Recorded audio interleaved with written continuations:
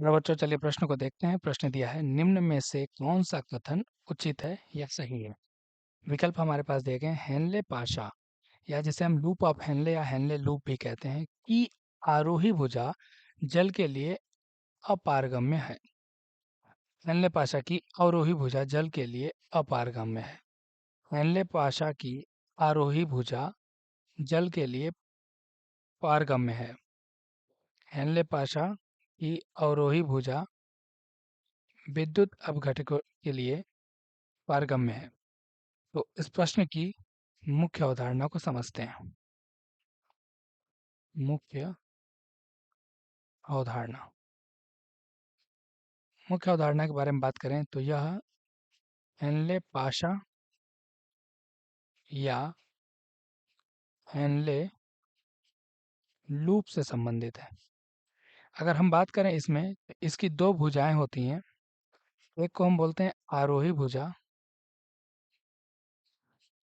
भुजा और दूसरे को बोलते हैं अवरोही भुजा।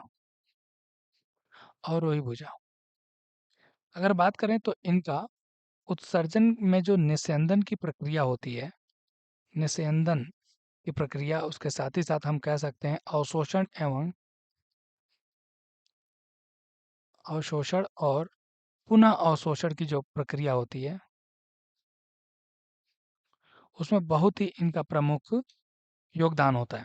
अगर हम बात करें कि हेनले के पाशा के जो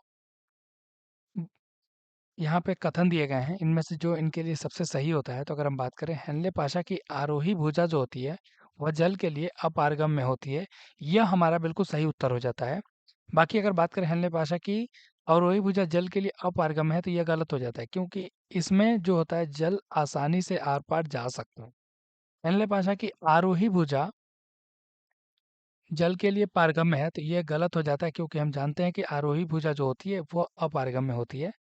हेनले पाशा की अवरोही भुजा विद्युत अपघट्यों यानी जो इलेक्ट्रोलाइट्स होते हैं उसके लिए पारगम्य है, तो यह भी गलत उत्तर हो जाता है। हमारा सही उत्तर है विकल्प ए।